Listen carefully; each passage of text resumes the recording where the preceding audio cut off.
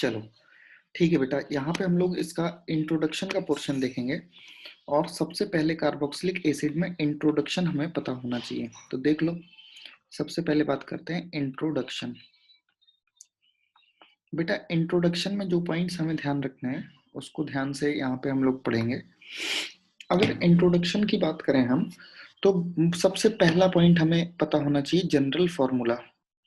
और इसके लिए अगर हमने जनरल फॉर्मूला लिखना है तो वो क्या होना चाहिए?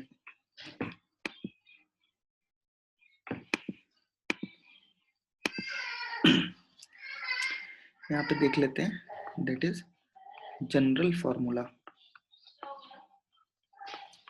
जनरल फॉर्मूला इसके लिए क्या होगा, कुछ आइडिया है?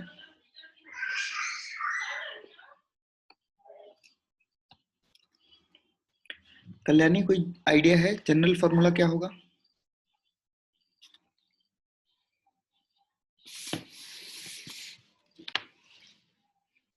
मेरी आवाज आ रही है?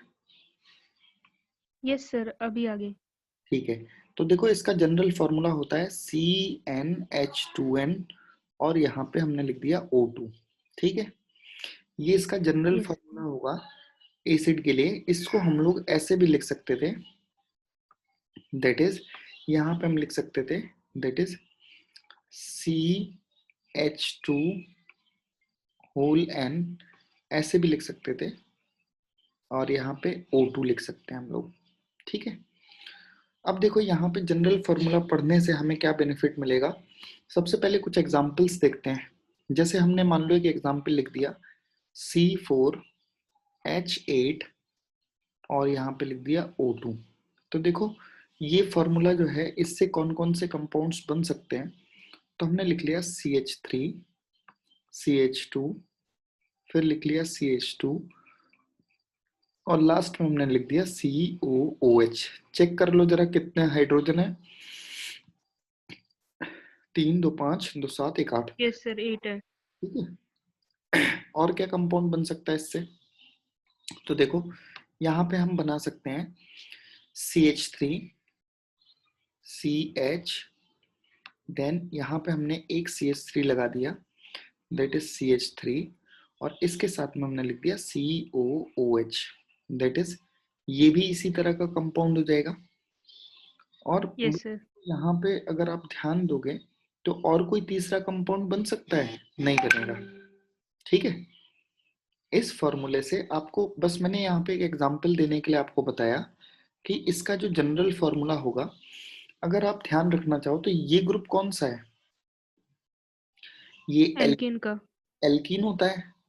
तो एल्कीन वाले ग्रुप के साथ में अगर आपको O2 मिल रहा है, इसका मतलब ये हमेशा एल्कोहल होगा, सॉरी एसिड होगा। ठीक है, यस सर। अब यहाँ पे एक पॉइंट और ध्यान रखना नोट करके, और नोट में ये याद रखना, अगर इसके जनरल फॉर्मूले में इफ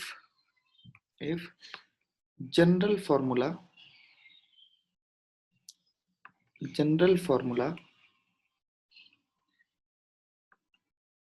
इज CnH2n+2, यहाँ पे हमने लिख दिया 2n+2 और इसके साथ अगर O2 है तो ये किस चीज का फॉर्मूला होगा?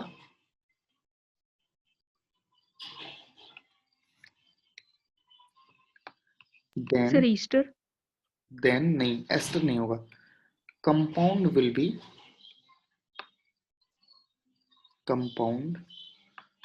B peroxide। ध्यान रखना ये peroxide का फॉर्मूला हो जाएगा। ठीक है, यहाँ यस पे सर। आपको ध्यान रखना है, देखो यहाँ पे ये एल्केन का फॉर्मूला हो गया। एल्केन का मतलब यहाँ पे कोई भी अनसैचुरेटेड बॉन्ड नहीं होगा। तो हमने लिख लिया एल्केन के साथ में 2 ऑक्सीजन होने से ये आपको मिल जाएगा, दैट इज peroxide। ठीक है, एल्केन के यस सर। O2 होने से ये आपको मिल जाएगा peroxide। हम लिख लेते हैं peroxide। अब इसका भी एग्जाम्पल हम C4 वाले ही देख लेते हैं। यहाँ पे एक एग्जाम्पल देखो, यहाँ पे हमने लिख दिया C4 अब की बार हमने लिख दिया H10 और O2। जल्दबाजी में ऐसे फॉर्मूले को हम लोग हमेशा एसिड कंसीडर कर लेते हैं, जो कि नहीं होना चाहिए। अब देखो इसके रिस्पेक्ट में अगर हम बनाएंगे तो हमें यहाँ मिल जाएगा CH3, CH2, then CH2, then CH2। अभी इस मॉलिक्यूल को मैं एक्सपेंड करता हूँ, दैट इज OOH। ये इस तरह से मिल जाएगा, देखने पे ऐसा लगेगा जैसे एसिड है, बट ध्यान रखना पेरोक्साइड के केस में यहाँ पे जो फॉर्मूला आएगा वो आपको मिलेगा CH2OOH, और आपको ये एसिड कभी नहीं लगना चाहिए, ठीक है। यस सर, इसमें डबल बॉन्ड नहीं होगा। हाँ, इसके साथ में देखो ये जो कार्बोक्सिलिक एसिड ये बन रहा है, इसके साथ में देखो कार्बन के साथ डायरेक्टली कोई हाइड्रोजन नहीं होगा, सिंपली ऐसे लिखा होगा। तो ये आप बारीक नजर से देखोगे तब आपको डिफरेंस क्लियर होगा। ये COH होता है और ये CH2OOH होता है। काउंट करो जरा, कार्बन 4 हो जाएंगे, हाइड्रोजन कितने हो गए? 3 2 5 2 7 2 9 1 10, ठीक है। Yes sir. अब देखो यहाँ पे हम इसके थोड़ा सा एक्सपेंड कर लेते हैं, CH3 CH2 देन CH2, और बच्चों ये लास्ट वाला हम एक्सपेंड कर रहे हैं। यहाँ पे 2 हाइड्रोजन आपको मिल जाएंगे, एक ऊपर और दूसरा नीचे, then single bond oxygen, single bond oxygen, और ये हाइड्रोजन। तो ये देखो ये पेरोक्साइड बॉन्ड हो गया, यस सर। इसीलिए इसको हमने पेरोक्साइड बोल दिया, दैट इज पेरोक्साइड बॉन्ड। ये पेरोक्साइड बॉन्ड होने की वजह से हमने इसको कंसीडर कर लिया पेरोक्साइड बॉन्ड, तो ये पेरोक्साइड हो जाएगा। अब इसके और भी सारे कंपाउंड्स बन सकते हैं, तो यहाँ पे हम उसकी बात करते हैं। तो एक तो हमारा ये आइसोमर बन जाएगा, दूसरा देखो दूसरा कौन सा पॉसिबल हो सकता है, हमने लिखा CH3, देन यहाँ पे हमने लिखा CH, इसके साथ में एक और हमने लगा दिया CH3, देन इसके बाद हमने लिख दिया CH2OOH। एक कंपाउंड हमारा ये बन जाएगा, और एक और पॉसिबिलिटी हो सकती है, दैट इज यहाँ पे हमने लिख दिया CH3, देन यहाँ पे हमने लिख दिया C, इसके बाद हमने लिख दिया CH3, देन इसके नीचे हमने लिख दिया CH3। तो ये सभी लिखने के बाद यहाँ पे हम एक एक ऑक्सीजन लगा के हाइड्रोजन लगा दें, तो ये 3 टाइप्स के कंपाउंड्स बन जाएंगे।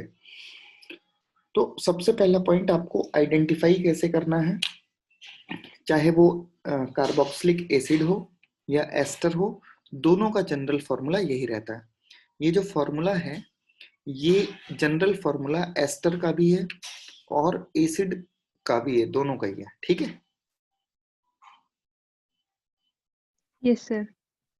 देखो हमने एसिड बनाया तो ये बन गया, अगर हम एस्टर बनाते तो देखो कैसे बनता, CH3 CH2, हम यहाँ पे लिख लेते COOCH3, ये एस्टर हो जाता ना। Yes sir.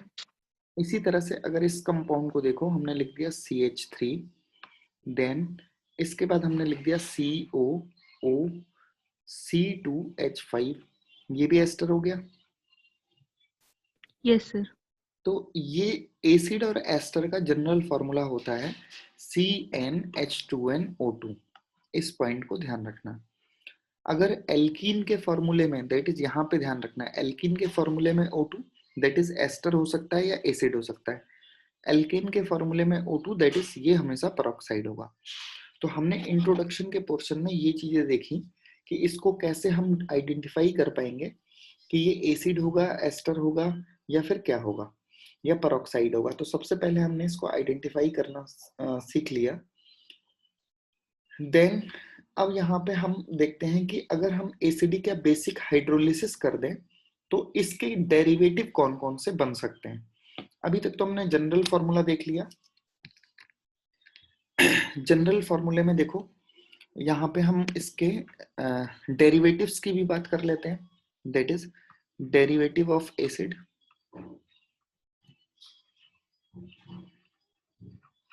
Derivatives of acid, यहाँ पे हम लोग लिख लेते हैं डेरिवेटिव्स ऑफ एसिड, और इसके बारे में बात करते हैं बच्चों।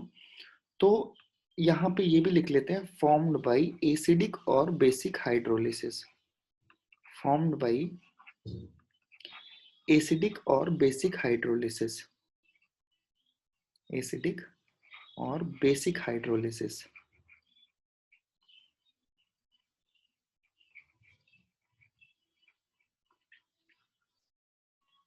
बेसिक हाइड्रोलिसिस, ठीक है। यहाँ पे हमने इस तरह से इसको देख लिया।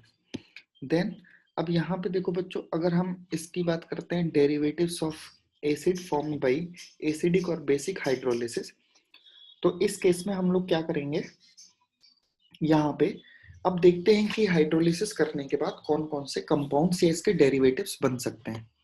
तो देखो यहाँ पे हम एक तरफ लिख लेते हैं सबसे पहले R C, then single double bond O, then OH। अब बच्चों अगर इसकी हम एसिडिक हाइड्रोलिसिस कर दें या बेसिक हाइड्रोलिसिस कर दें, कुल मिला के आपको ये वाला ग्रुप यहाँ से हटाना है, ये ग्रुप यहाँ से हटा के और डिफरेंट ग्रुप्स को ऐड करना है। अब देखते हैं कौन कौन से ग्रुप्स ऐड कर सकते हैं।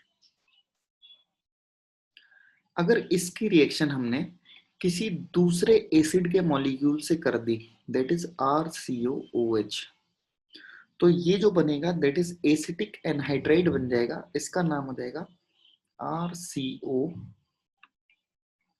देन यहाँ पे एक ऑक्सीजन, फिर आपको मिल जाएगा CO ग्रुप, और इस CO ग्रुप के बाद यहाँ पे हमने लिख दिया R, तो ये हो जाएगा एसिडिक एनहाइड्राइड। इसको हम लिख देंगे एसिडिक एनहाइड्राइड,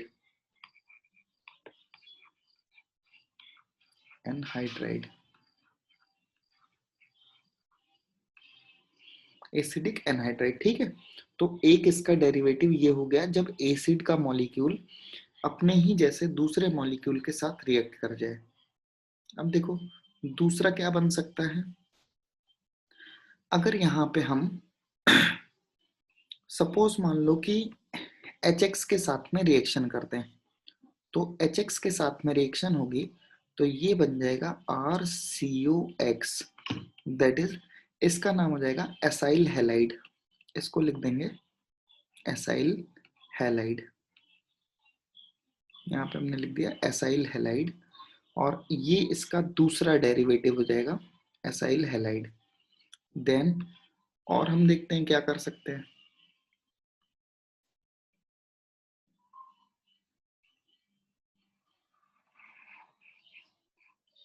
यहाँ पे देखो अगर हम यहाँ पे अमोनिया से रिएक्शन करते हैं, दैट इज NH3 से रिएक्शन कर देते हैं, तो आपको यहाँ पे मिल जाएगा दैट इज RCONH2, और ये जो CONH2 ग्रुप होता है it is considered as acid amide. यहाँ पे हमने लिख लिया एसिड एमाइड, यहाँ पे हमने लिख दिया एसिड एमाइड, ये इसका तीसरा डेरिवेटिव हो जाएगा। और लास्ट में अगर हम एसिड की रिएक्शन किसी अल्कोहल के मॉलिक्यूल से कर दें, दैट इज मान लो हमने यहाँ पे R-OH लिख दिया, तो यहाँ पे फॉर्मेशन हो जाएगा RCOOR-। इसके अलावा साइड प्रोडक्ट भी देख लेंगे अभी क्या निकलेगा। जैसे यहाँ से आप देखेंगे तो एक वाटर का मॉलिक्यूल रिमूव हो जाएगा, इस केस में देखेंगे अगेन वाटर मॉलिक्यूल रिमूव हो जाएगा, इस केस में देखेंगे अगेन वाटर मॉलिक्यूल रिमूव हो जाएगा, और दैट इज इस केस में देखेंगे अगेन वाटर मॉलिक्यूल रिमूव हो जाएगा।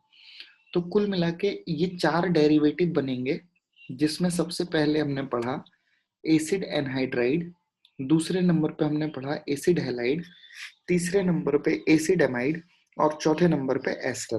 तो इनका डिस्क्रिप्शन हम सबसे बाद में करेंगे और अलग अलग टाइप से करेंगे, ठीक है, हो जाएगा।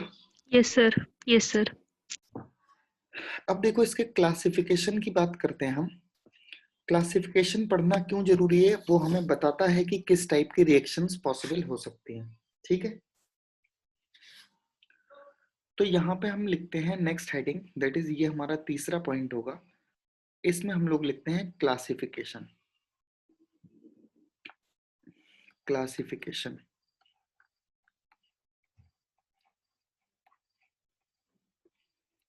Classification of acid, classification of acids. अब देखो एसिड का क्लासिफिकेशन अगर हमें करना है तो देखो कैसे क्लासिफाई कर सकते हैं। सबसे पहले हम यहाँ पे इसको कंसीडर करेंगे, इसको आप ऐसे समझ लो, हम एक बीच में सेंटर पे ROH लिख लेते हैं, दैट इज RCOOH। ये मान लो आपके पास एक कार्बोक्सिलिक एसिड है, दैट इज एसिड। इसका क्लासिफिकेशन हम किस तरह से कर सकते हैं इसको देख लेते हैं। तो देखो बच्चों, यहाँ पे जब क्लासिफिकेशन हम लोग करते हैं सबसे पहले देखो यहाँ पे हम क्लासिफिकेशन करते हैं, दैट इज मोनोकार्बोक्सिलिक एसिड, या फिर इसको ऐसे ही लिख लेते हैं, इस तरह से राउंड करने की रिक्वायरमेंट नहीं है। यहाँ पे सबसे पहला क्लासिफिकेशन हम लोग लिखते हैं, that is monocarboxylic acid, that is monocarboxylic acid, monocarboxylic acid. इसका मतलब क्या हुआ कि इसके पास ये सिर्फ और सिर्फ एक सिंगल OH ग्रुप होगा, that is have only one acidic group, only one acidic group, have only one acidic group, सिर्फ और सिर्फ एक एसिडिक ग्रुप होगा। एग्जाम्पल देख लेते हैं। एग्जाम्पल में अगर आप देखोगे, हमने लिख लिया, सपोज मान लो CH3COOH ग्रुप, ये हो जाएगा पहला एग्जाम्पल। अब इसमें हमने ये तो बोला नहीं कि एलिफेटिक होगा या एरोमेटिक होगा। इसमें अगर आप देखो तो मोनोकार्बोक्सिलिक एसिड के एग्जाम्पल में आपको C6H5COOH भी मिल जाएगा, इसमें भी एक ही एसिडिक ग्रुप होगा।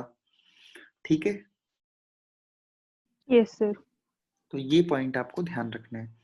देन यहाँ पे अगर हम बात करते हैं, सपोज मान लो हमने फॉर्मिक एसिड लिखना है तो वो भी हो जाएगा, इसको भी लिख लेते हैं, दैट इज HCOOH। ठीक है, ये हमारा मोनोकार्बोक्सिलिक एसिड का एग्जाम्पल हो गया।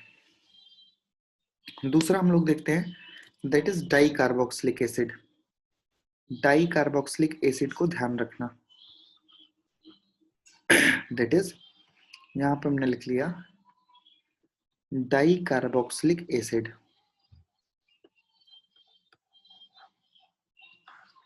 Di carboxylic acid. अब बच्चों यहाँ पे देखो, अगर डाई कार्बोक्सिलिक एसिड लिख रहे हैं तो इसको अगेन हम दो कैटेगरी में डिवाइड कर सकते हैं। ठीक है, दो कैटेगरी में कौन कौन सी डिवाइड करेंगे उसको अभी हम लोग देख लेते हैं।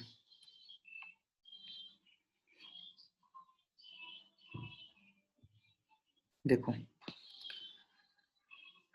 यहाँ पे अगर हम बात करेंगे तो डाई कार्बोक्सिलिक एसिड में अगर बच्चों इसको आप देखोगे तो एग्जाम्पल हम यहाँ पे लिख लेते हैं, दैट इज एग्जाम्पल हमने लिख लिया COOH, इसके साथ में एक और हमने लगा दिया COOH, इसका नाम क्या हो जाएगा? Oxalic acid. Oxalic acid, oxalic acid. Then इसके बाद अगर हम बात करते हैं, मान लो इसमें हमने अब की बार कुछ और ऐड कर दिया, सपोज मान लो हमने यहाँ पे लिख दिया COOH और इसके साथ में हमने एक CH2 ग्रुप ऐड कर दिया, यहाँ पे हमने एक और COOH ग्रुप को ऐड कर दिया, इसका नाम क्या हो जाएगा?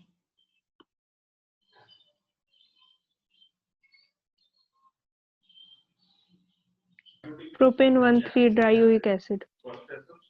इसका नाम, वो तो बात सही है, इसका नाम याद रखना malonic acid, malonic yes acid. Sir.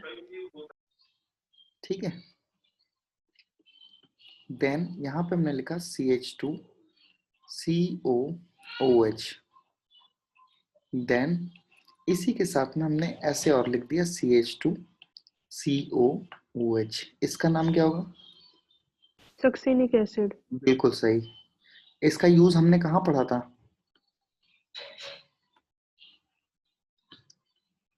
Sir वो तो याद नहीं है। अच्छा, आप याद करो, सोडियम सक्सीनेट से आपने एसिटिलीन बनाने का मेथड पढ़ा था कॉल्प्स इलेक्ट्रोलिसिस में। हाँ यस सर। याद आया? मोनो कार्बोक्सिलिक यस एसिड से आप लोग एल्केन बना सकते थे, डाई कार्बोक्सिलिक एसिड से आप लोग एल्कीन बना सकते थे। ये वो सक्सेनिक एसिड है, ठीक है। Yes sir. तो अब आप यहाँ पे एक कोड याद रखो, that is OMS gap. OMS gap, that is GAP। ये बच्चों कार्बन का नंबर यहाँ पे 2, 3, 4, 5, 6 और 7, ठीक है। O फॉर हो जाएगा yes sir. Oxalic acid, M for malonic acid, S for succinic acid, glutamic acid, aspartic acid और P से आपको कुछ और मिल जाएगा। देखिए पामिटिक एसिड नहीं, पामिटिक एसिड नहीं होगा, बट इसी तरह से आपको यहाँ पे ध्यान रखना है। ये जो एसिड में अगर आप देखोगे तो इस तरह से आपको मिल जाएंगे, ठीक है। तो स्टार्टिंग के 3 इंपॉर्टेंट है। अब ये बताओ ये कैसे है, सैचुरेटेड या अनसैचुरेटेड?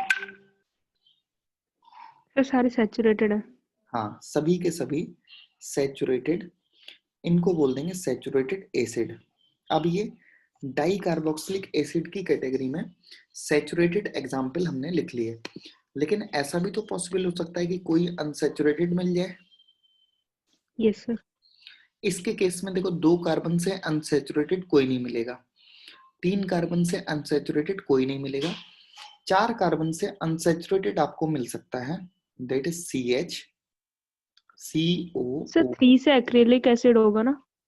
नहीं नहीं, इस कार्बन के बीच में और इस कार्बन के बीच में कैसे डबल बॉन्ड आएगा?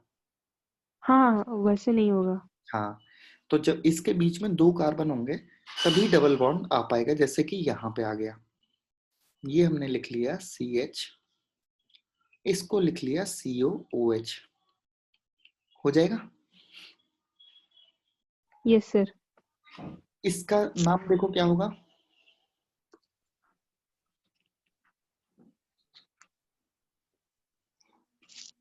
इसका नाम होता है मैलिक एसिड।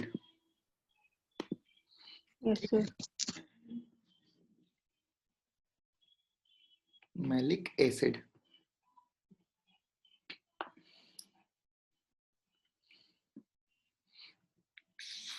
ठीक है, अब देखो ये मैलिक एसिड कौन सी फॉर्म है? अनसैचुरेटेड। Cis form. हाँ यस सर। ठीक है, इसका मतलब इसी के रिगार्डिंग एक फॉर्म हम लोग और बना सकते हैं। वो फॉर्म हम ऐसे बना सकते हैं, CH सिंगल बॉन्ड COOH, और इसके बाद यहाँ पे हमने डबल बॉन्ड लगाने के बाद ये लिख दिया CH, और जो COOH है उसको हमने इस तरह से लिख दिया COOH। ठीक है, यस सर। इसका नाम क्या हो जाएगा?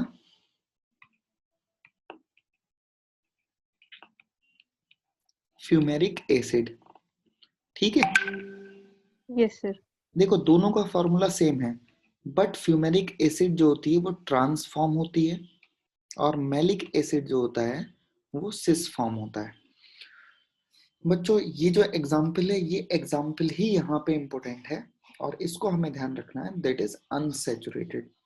और जैसे ही अनसैचुरेशन यहाँ पे आ गया, तो इस केस में आपको ध्यान रखना है कि सिस या ट्रांसफॉर्म डेवलप हो सकती है। तो ये सभी डाई कार्बोक्सिलिक एसिड के एग्जाम्पल हैं, जिसमें हमने सैचुरेटेड और अनसैचुरेटेड दोनों पढ़ लिए। Succinic acid that is sodium succinate से एल्कीन बनती है, और सोडियम मैलेट या सोडियम फ्यूमरेट से यहाँ पे आपको एल्काइन मिलेगी, that is acetylene.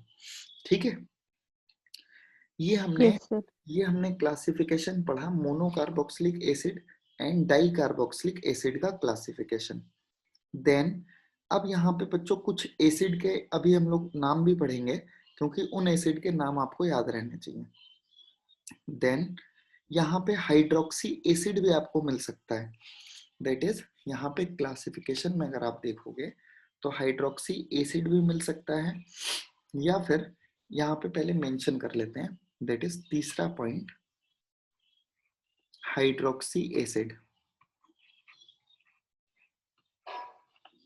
Hydroxy acid मतलब एसिड के साथ में एक हाइड्रोक्सिल ग्रुप प्रेजेंट होगा। तो दैट इज एसिड कंटेन्स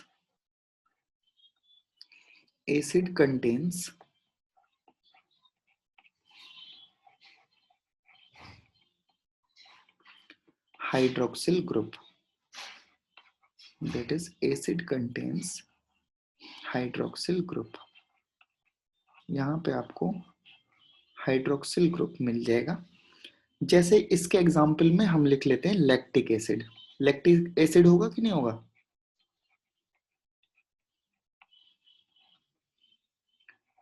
याद नहीं उसका फॉर्मूला। लैक्टिक एसिड का फॉर्मूला होता है CH3CH COOH और इसके साथ में यहाँ पे मिल जाएगा एक OH ग्रुप। ठीक है, यस सर। और एक एग्जाम्पल और बताओ। Sir pyruvic acid. बिल्कुल सही है, यहाँ पे ये पायरुविक एसिड भी मिल जाएगा, पायरुविक एसिड, पायरुविक एसिड। अब बेटा यहाँ पे देखो एक एग्जाम्पल और बताओ, हिंट देता हूं, पिछली क्लास में हमने पढ़ा था, मतलब पिछले चैप्टर में। ये सर अल्डोल कंडेंसेशन से भी बन सकता है। वो तो मान लो कि वो उसमें एल्डिहाइड ग्रुप रहता था, एसिडिक ग्रुप नहीं रहता था। हाँ यस सर। और बताओ हमने कहाँ पढ़ा है?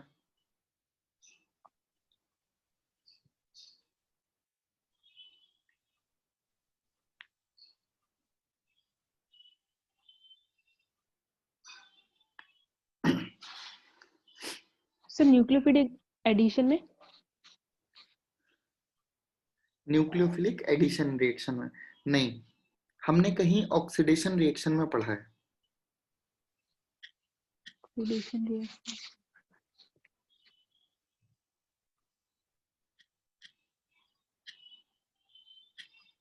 नहीं याद आ रहा सर। नहीं याद आया? No sir. अच्छा ठीक है, चलो अभी देखते हैं। यहाँ पे मैं एक फॉर्मूला लिखने वाला हूँ।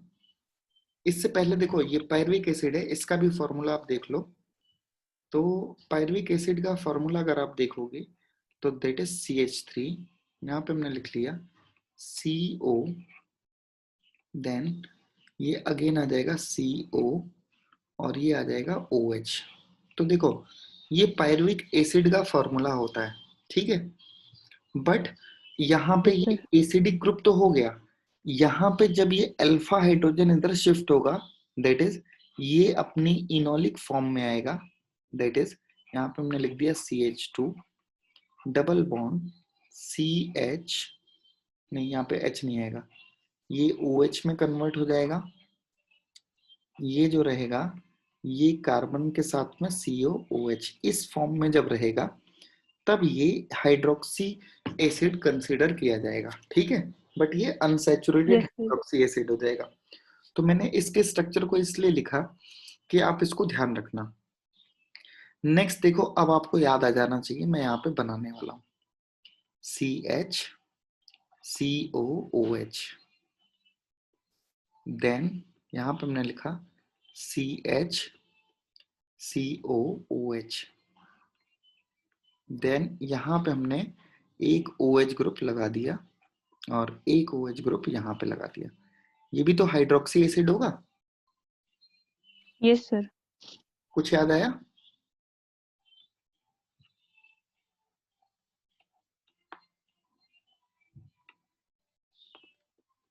हाँ ये सर टार्ट्रिक एसिड। रोचीज सॉल्ट में हमने पढ़ा था ना, सोडियम और पोटेशियम हाँ टार्ट्राइड, हाँ ये वहीं यस से, sir yes sir yes sir. ठीक है। तो ये देखो हमने पढ़ा था, बस मैंने तुम्हें इतना टाइम इसलिए दिया क्योंकि ब्रेन पे अगर जोर डालोगी तो ये हमेशा के लिए याद हो जाएगा। मैं डायरेक्टली लिख देता तो फिर से मिसिंग हो जाता, लेकिन अब ये रिपीट हो गया तो याद रहेगा। ठीक है, तो ये हाइड्रोक्सी डेरिवेटिव्स के कुछ यस सर, इंपोर्टेंट अब याद रहेगा। हाइड्रोक्सी डेरिवेटिव के कुछ इंपोर्टेंट एग्जांपल्स हमने यहाँ पे देख लिए। देन इसी तरह से हम और भी डेरिवेटिव्स देख लेते हैं। दैट इज इसके क्लासिफिकेशन में जो मेन क्लासिफिकेशन है एटलीस्ट वो तो हम लोग पढ़ ही लेते हैं। और बताओ क्या हो सकता है इसके डेरिवेटिव्स में?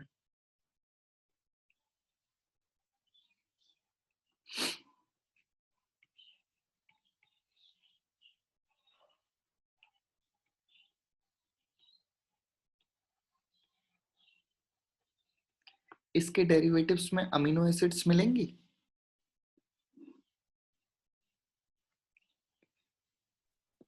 Yes sir. देखो कैसे इसके डेरिवेटिव में मिल रही हैं। सपोज मान लो एक सिंपलेस्ट अमीनो एसिड बनाते हैं, हमने लिख दिया HCH, यहाँ पे हमने लिख दिया COOH, और इसके साथ में R ग्रुप की जगह बच्चों हमने NH2 ग्रुप लगा दिया, दैट इज ग्लाइसिन। ये हो जाएगी ग्लाइसिन। ठीक है, यस सर। अब देखो यहाँ पे अगर R ग्रुप लगा दिया हमने एक हाइड्रोजन की जगह, दूसरा हमने हाइड्रोजन लगा दिया जो जैसा था अब वैसे ही लिख देते हैं, इसको हमने लिख दिया COH, और यहाँ पे हमने लिख दिया अमीनो ग्रुप, तो बच्चों इसका नाम हो जाएगा एलानीन। एलानीन होगा कि वेलिन होगा? सर याद नहीं किया वो सारे कोई बात नहीं। तो कंपाउंड्स। ये दो एग्जाम्पल मैंने आपको बता दिए अमीनो एसिड्स में, ग्लाइसिन, एलानीन, वेलिन एक्सेट्रा। तो मैं यहाँ पे एक्सेट्रा लिख देता हूँ क्योंकि 20 स्ट्रक्चर हमें बनाने पड़ेंगे। ठीक है, यस सर। ये हमने लिख दिए इसके अमीनो एसिड्स के बारे में जो कि इसके डेरिवेटिव पॉसिबल हो सकते हैं। इसके अलावा यहाँ पे अगर हम देखें तो हाइड्रोक्सी डेरिवेटिव्स पढ़ लिए, एक और कोई बच रहा है। हाँ ठीक है, यहाँ पे अब यहाँ पे हम अगर देखें तो पांचवी कैटेगरी हम लोग पढ़ सकते हैं aromatic carboxylic acid, that is aromatic aromatic acid. तो एरोमेटिक एसिड की कैटेगरी अगर हम देख लें तो दैट इज यहाँ पे C6H5, इसके साथ में COOH, ये हमें मिल जाएगा। दैट इज इसी तरह के कंपाउंड्स हमें मिलेंगे। तो हमें ध्यान रखना है, एक दो एग्जांपल लिख लेते हैं। सपोज मान लो यहाँ पे अगर हमने इस तरह से कंपाउंड बना दिया तो ये यहाँ पे हमें मिल जाएगा एरोमेटिक कैटेगरी, दैट इज यहाँ पे हमने लिख लिया COOH। अब देखो और हमें क्या मिल सकता है,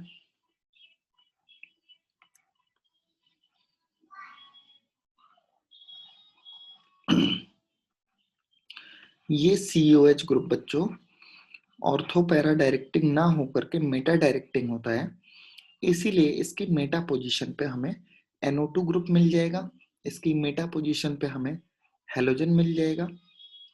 और अगर ऑर्थो और पैरा पोजीशन पे कोई ग्रुप मिलता है इसका मतलब एसिडिक ग्रुप बाद में जुड़ा होगा।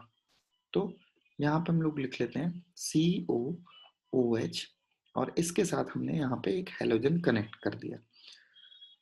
तो ये सभी एरोमेटिक एसिड की कैटेगरी हो जाएगी। आपको ध्यान रखना है कि ये सभी एसिड से रिलेटेड है, तो ये सभी कैटेगरी बहुत इंपॉर्टेंट है। पहला, दूसरा, तीसरा, चौथी कैटेगरी बहुत इंपॉर्टेंट है, और इसका कंप्लीट डिस्क्रिप्शन हम लोग पढ़ेंगे जब हम लोग विटामिन और अमीनो एसिड्स पढ़ेंगे, मतलब प्रोटीन्स का डिस्क्रिप्शन करेंगे। वहां पे हम ये अमीनो एसिड्स के बारे में पढ़ेंगे, और मोस्टली जो हमारी बॉडी में अमीनो एसिड्स होती हैं वो अल्फा होती हैं, इसके अलावा बीटा, गामा, डेल्टा, ये 4 तरह के अमीनो एसिड्स होती हैं। बट ये सभी जो हम लोग पढ़ते हैं ये सब अल्फा अमीनो एसिड्स के एग्जाम्पल हैं, दैट इज ये भी अल्फा है और ये भी अल्फा अमीनो एसिड है। तो ये कैटेगरी ध्यान सर रखना। क्योंकि वो अल्फा कार्बन से कनेक्टेड है। हाँ बिल्कुल बिल्कुल सही बात है, ये कार्बन इससे रिलेटेड, ये अल्फा कार्बन, तो ये अल्फा कार्बन से रिलेटेड है, इसीलिए सभी अल्फा अमीनो एसिड है। इन केस यहाँ पे बीटा का भी एक एग्जाम्पल मैं लिख देता हूँ, जिससे आपको ये आपने सही बताया कंसेप्ट एकदम, बट हम यहाँ पे बीटा का भी एग्जाम्पल ले लेते हैं। सपोज मान लो यहाँ पे हमारे पास R ग्रुप हो, CH ग्रुप हो, फिर CH2 ग्रुप हो, देन COOH ग्रुप होगा, और इस H ग्रुप से यहाँ पे आप एक अगर NH2 ग्रुप ऐड कर देते हो तो this is considered as beta amino acid, that is, इसको हम कंसिडर कर लेंगे beta amino acid, that is AA। ठीक है, यस सर। अब देखो इसका नॉमेनक्लेचर हम लोग नहीं पढ़ेंगे, बट इसका कॉमन नेमिंग सिस्टम हम लोग जरूर पढ़ेंगे। तो जो अब हमने ये जो क्लासिफिकेशन पढ़ लिया, सबसे पहले देखो हमने इंट्रोडक्शन पढ़ा, देन क्लासिफिकेशन पढ़ लिया तीसरे नंबर पे, दूसरे नंबर पे हमने डेरिवेटिव्स की बात कर ली थी, हाँ ठीक है, क्लासिफिकेशन की बात कर ली, और क्लासिफिकेशन के बाद अब बच्चों यहाँ पे हम लोग फोर्थ कैटेगरी लिखने वाले हैं। फोर्थ कैटेगरी हम लोग लिखने वाले हैं, दैट इज नॉमेनक्लेचर।